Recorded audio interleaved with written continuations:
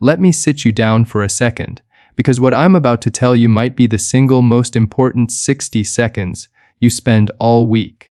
I've been a neurologist for over 20 years. I have sat across from thousands of patients, mothers who forgot their own wedding anniversary, engineers who suddenly couldn't remember the names of tools they'd used for 30 years, college students who walked into an exam room and stared at a blank page even though they'd studied for 6 straight hours the night before. And every single one of them asked me the same question in a voice that cracked just a little, "Doctor, is my memory gone forever?" And every single time, my answer has been the same: no. Your memory is not gone. It is buried. And there is a difference between something that is lost and something that is buried, because buried things can be dug up again. Today I want to walk you through something that changed the way I practice medicine. Not a pill, not a supplement, not some expensive brain training subscription that promises the moon and delivers nothing but flashy graphics and a monthly charge on your credit card. I'm talking about a 60-second exercise, something so simple that when I first read about the research behind it, I almost dismissed it as too good to be true. I have spent my entire career being skeptical of quick fixes, because in medicine, quick fixes are usually a scam wearing a lab coat. But this one is different, and I'll tell you exactly why, and exactly how it works, and exactly how you can start doing it tonight, before you even finish watching this. But before I give you the exercise, I need you to understand your brain a little bit, because if you don't understand why this works, you won't do it consistently, and if you don't do it consistently, it won't work. That's not me being dramatic, that's just how the brain operates. So stay with me. Let me tell you about a patient of mine. I'll call her Diane, because that wasn't her real name, but her story was very real. Diane was 62 years old, a retired schoolteacher, sharp as anyone I'd ever met. She used to do the New York Times crossword puzzle in pen, which if you know crossword puzzles, you know that's basically a flex. But over about a year and a half, Diane started noticing something was wrong. She'd walk into her kitchen and forget why she was there. She'd be mid-sentence in a conversation with her daughter and lose the thread completely, like someone had reached into her mind and yanked the plug out of the wall. She came to me terrified. She thought it was the beginning of the end. She thought she was watching her own mind dissolve in real time, and honestly, that fear alone was almost worse than the memory lapses themselves. Here's what I told Diane, and here's what I want to tell you: memory is not one single thing sitting in one single drawer in your brain. Memory is a process. It is something your brain does, not something your brain has. And like any process, think of it like a muscle. Think of it like a habit. Think of it like a skill. It can weaken from disuse, and it can strengthen again with the right kind of use. The key phrase there is, the right kind. Because most people who are worried about their memory make one of two mistakes. Either they do nothing at all and just watch it fade, telling themselves, "That's just what happens when you get older," which, let me be blunt, is one of the most damaging beliefs a person can carry into their 50s, 60s, and beyond. Or they try to fix it the wrong way, doing crossword puzzles, Sudoku, memory apps that ask you to match cards, activities that feel productive but, according to a huge amount of research, don't transfer into real-world memory improvement nearly as much as people hope. So what does work? Let's talk about the hippocampus for a second, because this is the part of your brain that everything hinges on. The hippocampus is a small, seahorse-shaped structure tucked deep in your temporal lobe, and it is essentially the librarian of your mind. When you learn something new, a name, a fact, the location of your car keys, that information first passes through the hippocampus before it gets filed away into long-term storage elsewhere in the cortex. Here's the fascinating part, the part that made me fall in love with neuroscience all those years ago in medical school. The hippocampus is one of the very few places in the adult human brain where new neurons can actually be born. This process is called neurogenesis, and for decades, we were taught that it basically stopped happening in adulthood. We now know that's not entirely true. Your hippocampus retains a remarkable capacity to grow new brain cells well into old age, but only under the right conditions. And one of the most powerful conditions for triggering this growth is a very specific kind of mental effort, the kind that involves retrieval. Let me explain what I mean by retrieval, because this is the heart of everything I'm about to teach you. Most people think the way to improve memory is to expose themselves to information over and over. Reread the notes, re-listen to the podcast, re-stare at the sticky note on the fridge. This feels productive. It feels like you're reviewing. But here's the truth that surprises almost every patient I share it with. Passive review does almost nothing for long-term memory formation. What actually strengthens memory, what actually forces your hippocampus to fire, grow, and consolidate a memory into something durable, is the act of trying to pull information out of your mind without looking at it. This is called active recall, or retrieval practice, and it is, without exaggeration, one of the most well-supported findings in all of cognitive science.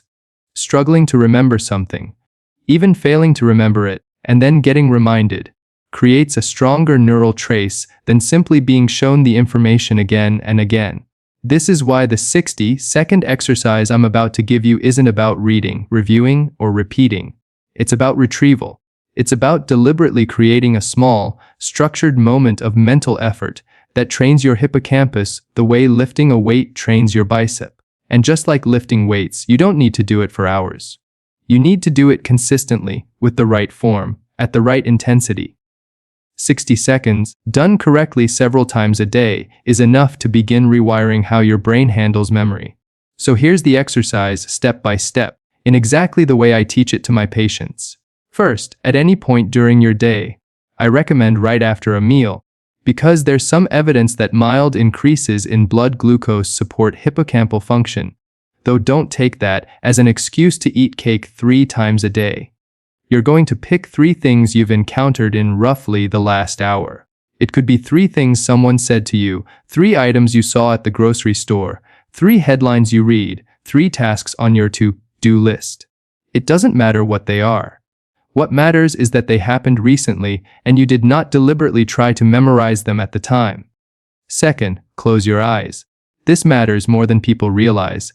Closing your eyes reduces visual input, which frees up cognitive resources in your prefrontal cortex to focus entirely on the internal act of searching your memory rather than processing what's in front of you. Third, for the next 20 seconds, try to recall those 3 things in as much sensory detail as you possibly can. Not just, I talked to my neighbor. Push further. What was she wearing? What was the tone of her voice? What time of day was it? Where were your hands? This is called elaborative retrieval, and the more sensory hooks you attach to a memory during recall, the stronger and more retrievable that memory becomes in the future. You are essentially doing reps for your hippocampus, forcing it to reconstruct an experience rather than simply glancing at a fact. Fourth, and this is the step almost everyone skips, and it's the step that makes all the difference. After you've recalled those 3 things, you're going to do something called a forward projection. You take one of those 3 memories and imagine using it again in the near future. If it was a piece of information, say your coworker mentioned a deadline, you imagine yourself acting on that information tomorrow. If it was a person's name, you imagine yourself greeting them by name the next time you see them. This step activates something neuroscientists call prospective memory, which is your ability to remember to do something in the future, and it's one of the most common things patients complain is failing them. I keep forgetting to do the thing I told myself I'd do. By linking retrieval with a future action, you're essentially building a bridge between what just happened and what's about to happen, and that bridge is memory in its most functional form. Fifth, and finally, you open your eyes and you're done. 60 seconds. That's the whole exercise. Now, I know what some of you are thinking, because I thought it too the first time I encountered the research behind this. 60 seconds. That's it. How can something so short possibly matter? Let me answer that with something I tell every skeptical patient who sits across from me with their arms crossed. The brain does not care about duration. It cares about intensity and repetition. A single 60-second set of push-ups every day for a year will do more for your chest than one 3-hour gym session that you never repeat again. Consistency beats intensity almost every single time when it comes to neuroplasticity, which is your brain's lifelong ability to reorganize itself by forming new neural connections. What matters is not how long you concentrate, but how often you ask your brain to do the specific job of retrieval, because every single time you do, you are laying down what's called long-term potentiation, a strengthening of the synaptic connections between neurons that fire together. Do this once, and nothing happens. Do this 3 times a day for 3 weeks, and something remarkable begins to happen. Patients tell me they start remembering names faster. They stop walking into rooms and forgetting why. They finish sentences instead of losing the thread mid-conversation.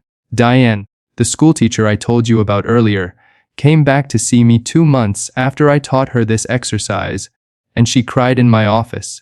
Not out of sadness this time, but out of relief, because she said for the first time in over a year, she felt like herself again. I want to explain a bit more of the science here, because I don't want you to just trust me. I want you to understand why this works so deeply that you can explain it to your own family members who are worried about their memory too. There's a concept in neuroscience called desirable difficulty. This term was coined to describe learning tasks that feel harder in the moment but produce dramatically better long-term retention. Think about it this way: if I hand you a piece of paper with a fact written on it, and you read it, that feels easy. It feels like you're learning. But your brain barely registers it as important because you didn't have to work for it. Compare that to trying to remember that same fact without looking at the paper, straining, maybe even failing at first, and then confirming it. That struggle, that desirable difficulty, is what tells your brain, this matters, encode this deeply. This is why students who use flashcards and quiz themselves outperform students who simply reread their textbooks, even when the reread group spends more total hours studying. It's not about time spent. It's about the type of mental work being done. The 60-second memory exercise I just gave you is built entirely around this principle of desirable difficulty, compressed into the smallest possible unit of time so that it fits into a life that is busy, stressed, and already overloaded. Because let's be honest, nobody watching this has an extra hour a day to devote to brain training. But everybody, and I mean everybody, has 60 seconds. You have 60 seconds while your coffee is brewing. You have 60 seconds while you're waiting for a red light to turn green. You have 60 seconds lying in bed before you fall asleep. The genius of this exercise isn't in its complexity. It's in its accessibility. Anything you have to carve out an hour for, you will eventually stop doing.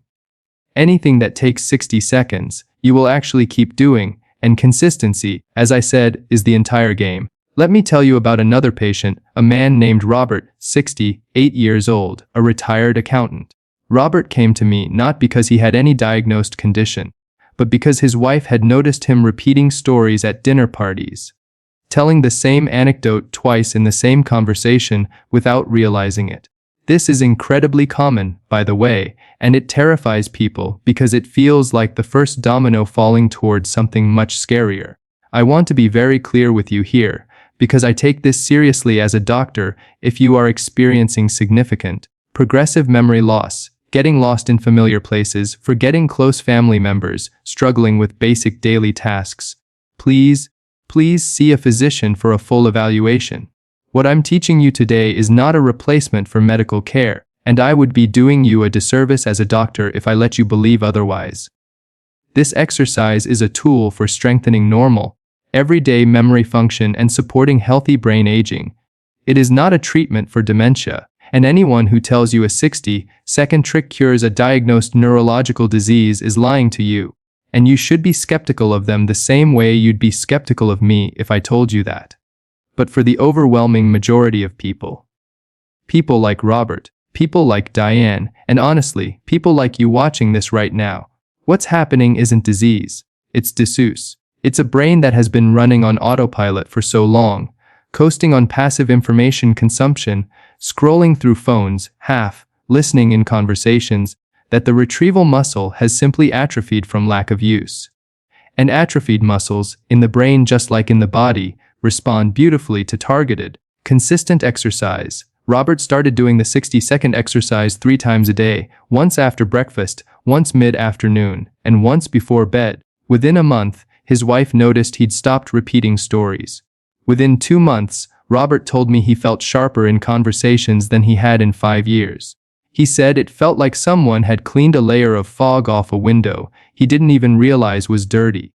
Now let's talk about why the timing and structure of this exercise matters so much, because the details genuinely make a difference here. I mentioned doing this after meals. There's research suggesting that mild postprandial glucose elevation can support hippocampal activity in the short term, giving your brain a bit more fuel for the retrieval effort. I also recommend doing it before sleep, and this one is really important. Sleep is when your brain consolidates the day's memories, moving them from the fragile, temporary storage of the hippocampus into more permanent storage in the cortex. This process is called memory consolidation, and it happens most intensely during certain stages of sleep, particularly slow-wave sleep and REM sleep. If the very last thing you do before falling asleep is a round of active retrieval, reaching back into your day and pulling out 3 specific moments, you are essentially handing your sleeping brain a curated set of memories to prioritize during the consolidation process. It's like tagging files important right before your computer runs its nightly backup. Patients who do this final round before bed consistently report that they wake up with clearer recall of the previous day than those who don't. I also want to address something that comes up constantly in my practice: stress. Chronic stress is, without question, one of the single biggest silent killers of memory function. When you are chronically stressed, your body produces elevated levels of cortisol, and while cortisol is essential for short bursts of alertness and survival response, chronically elevated cortisol is directly toxic to the hippocampus. Multiple studies have shown that prolonged stress physically shrinks hippocampal volume over time. This is why patients going through divorce, grief, job loss, or caregiving burnout so often come to me terrified about memory problems that have nothing to do with aging and everything to do with an overloaded nervous system. If this is you, if you're under enormous stress right now, I want you to know that the 60-second exercise does double duty here, because the act of calm, focused eyes, closed retrieval also functions as a brief moment of parasympathetic activation, essentially a tiny reset button for your nervous system.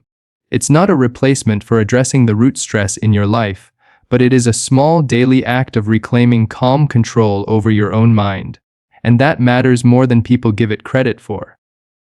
Let's talk about another piece of this puzzle: physical movement. I know this is supposed to be about a 60-second mental exercise, and it is, but I would be leaving out critical information if I didn't mention that the effects of this exercise are dramatically amplified when paired with regular aerobic movement. Here's why aerobic exercise increases the production of a protein called brain-derived neurotrophic factor, or BDNF. Think of BDNF as fertilizer for your neurons. It promotes neurogenesis, especially in the hippocampus, and it enhances synaptic plasticity, which is your brain's ability to form and strengthen new connections. If the 60-second retrieval exercise is the workout for your memory, BDNF from movement is like the recovery nutrition that helps that workout actually build new tissue. You don't need to run marathons. Even a brisk 20-minute walk most days of the week has been shown to meaningfully raise BDNF levels and support hippocampal health. Combine that with your daily retrieval practice, and you are hitting your memory system from 2 completely different angles at once: mechanical strengthening through retrieval and biological nourishment through movement. I want to circle back to something I said earlier, because I think it's the most emotionally important part of this entire conversation. So many of my patients walk into my office already defeated. They've already decided their memory loss is permanent, that it's just what happens as you get older, that there's nothing to be done except watch it slowly slip away. I need you to hear me on this, that belief is not just inaccurate, it is actively harmful, because belief shapes behavior and behavior shapes biology. Patients who believe their memory decline is inevitable stop trying to engage their minds. They stop having deep conversations. They stop reading. They stop challenging themselves. And that withdrawal from mental effort becomes a self-fulfilling prophecy, not because the brain was doomed, but because the very retrieval processes that keep it sharp were abandoned out of a mistaken belief that abandoning them didn't matter anyway. I have seen, with my own eyes in my own clinic, patients in their 70s and 80s reclaim memory function they thought was gone forever, simply by reintroducing small, consistent moments of retrieval practice into their day. Age is a factor in brain health, Yes, I won't pretend otherwise because that wouldn't be honest medicine. But age is far from the deciding factor that most people assume it to be. The deciding factor, over and over again in the research and in my own clinical experience, is use. Brains that are used, actively, effortfully, consistently, retain function far longer and far better than brains that are allowed to coast. So let's bring this back to you, right now, watching this. I want you to make a decision, right here, in this moment, before you close this video and go back to your day and forget everything I just said, which, ironically, would be a wonderful demonstration of exactly the problem we're solving. I want you to commit to doing this exercise just once today. Not 3 times, not a whole new routine, just once. Pick 3 things from the last hour, close your eyes, spend 20 seconds pulling them back into vivid detail, then take one of them and project it forward. Imagine using that information tomorrow. Open your eyes. That's it, 60 seconds. Do that once today, and I promise you, you will feel a small, subtle click of clarity. A little spark that tells you your brain just did something it hasn't done in a while. Do it 3 times a day for the next 3 weeks, and I believe, based on everything I have seen across 2 decades of practicing medicine, that you will notice a real, tangible difference in how sharp, present, and capable your memory feels in everyday life.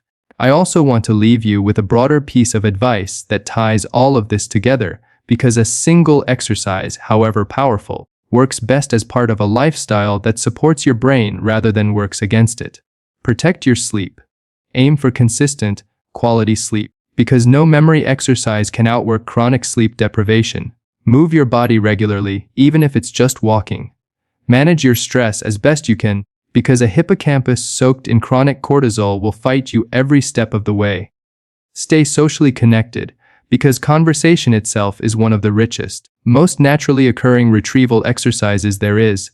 Every time you tell a story, answer a question, or recall a shared memory with a friend, you are doing informal reps for your hippocampus. And finally, feed your curiosity. Learn new things, read, ask questions. A brain that is regularly asked to stretch into unfamiliar territory stays more flexible and resilient than a brain that only ever walks the same familiar paths. I became a neurologist because I wanted to help people hold on to the things that make them who they are. Their memories, their relationships, their sense of self across time. Nothing breaks my heart more than watching someone lose confidence in their own mind. And nothing gives me more joy in this profession than watching that confidence come back. I have watched it happen, again and again, not through miracle cures or expensive treatments, but through small, consistent, deliberate acts of mental effort, exactly like the 60 seconds I just walked you through. So here's my ask of you, and I mean this sincerely, doctor to patient, one human being to another. Try this exercise tonight just once. Give your brain the 60 seconds it deserves after everything you ask it to carry for you every single day. And if you found this helpful, if even one piece of what I shared today gave you a little bit of hope about your own memory or the memory of someone you love, do me a favor, hit that subscribe button, because I'm going to keep bringing you real evidence-based tools like this one, straight from the clinic, no gimmicks, no empty promises. And leave a comment below and tell me how the exercise goes for you, because I rate every single one. And there is nothing that motivates me more as a doctor than hearing that something I taught actually made a difference in someone's life. Take care of that beautiful mind of yours. It has carried you this far, and with a little bit of care, it will carry you a whole lot further. I'll see you in the next one.